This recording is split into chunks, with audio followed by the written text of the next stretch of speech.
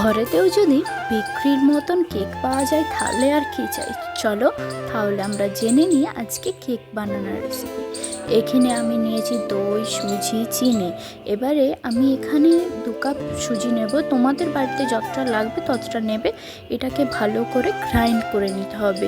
গ্রাইন্ডটা এমনভাবে করবে যেমন পুরো পাউডার বেনে যায়, সেইটাকে দিবে। সুজিটা হয়ে যাওয়ার পর আমরা এখানে নিয়ে নিচ্ছি 1 কাপ থেকে 1.5 কাপ চিনি, স্বাদ অনুযায়ী যে যেরকম মিষ্টি খেতে পছন্দ করে। তারপরে এটাকেও আমরা গ্রাইন্ড করে নেব, পাউডার বানিয়ে নেব। চিনির পাউডারটাকে যেখানে সুজি পাউডার রেখেছিলাম তাতে দিয়ে দেব। তারপর আমরা নিয়ে নিচ্ছি দুধ। এখানে আমি কাঁচা দুধ নিয়েছিলাম, ওই জন্য একটু গরম করে নিচ্ছি। তারপরে চিনি আর সুজির পাউডারটাতে 1 কাপ তেল দেবো।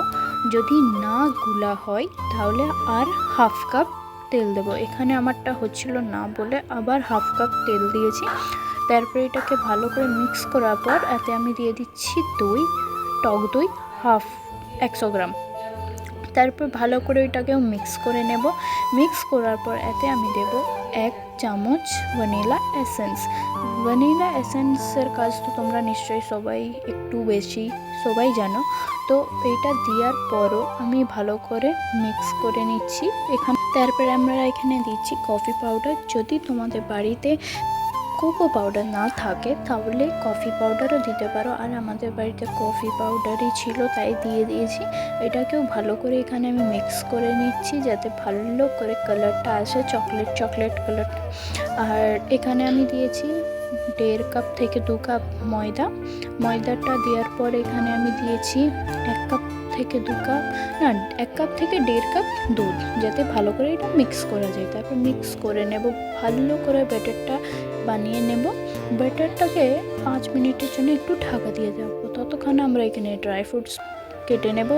এখানে আমি নিয়েছি আলমন্ড, কাজু, কিশমিশ আর নিয়ে নেবো কিছু চেরি। তারপর এখানে আলমন্ড বাদামটাকে কেটে নেব। তারপর কাজুটাকেও সেম প্রসেস একইভাবে কেটে নেব। কাজুটা কাটা হয়ে গেলে তাতে চেরি কেটে নেব। কিশমিশটা আমরা মুছাচ্ছি না, কারণ কিশমিশটা খালি উপরে সাজানোর জন্য দেবো। এখানে সব কিছু রেডি, আর আমাদের ব্যাটারও রেডি হয়ে গেছে। ড্রাই ফ্রুটসগুলো দিয়ে মিক্স করে নেব। তারপরে এখানে আমরা একটা চকলেট নিচ্ছি। এটা দিলে একটু কি চকলেট ফ্লেভার আসবে। এখানে তারপরে চকলেটটা দিয়ে দিচ্ছি। চকলেটটা দেওয়ার পর আমাদেরকে আবার মিক্স করে নিতে হবে। মিক্স করে নেওয়ার পর আমাদের ব্যাটার পুরোপুরি রেডি হয়ে যাবে। তাতে খালি এবারে 1/2 চামচ বেকিং সোডা আর 1 চামচ বেকিং পাউডার দিয়ে দেবেন। তারপরে এখানে আমরা যেখানে কেকটা বানাবো সেই জায়গাটা নিয়ে নেব, যাতে একটা কাগজ কেটে একটু তেল মাখিয়ে নেবো, যাতে কেকটা বানানোর সময় সুবিধা হয়। তারপরে আমরা ব্যাটারটাকে ঢেলে নেব। কেকটাকে তারপরে একটু অ্যাডজাস্ট করে নেব, কোথাও একটু ফাঁকা রয়ে যায়, সেখানটা ঠিকঠাক হবে না। তারপরে এখানে আমরা আবার চেরি, আলমন্ড, কাজু, কিশমিশ দিয়ে একটু সাজিয়ে নেব।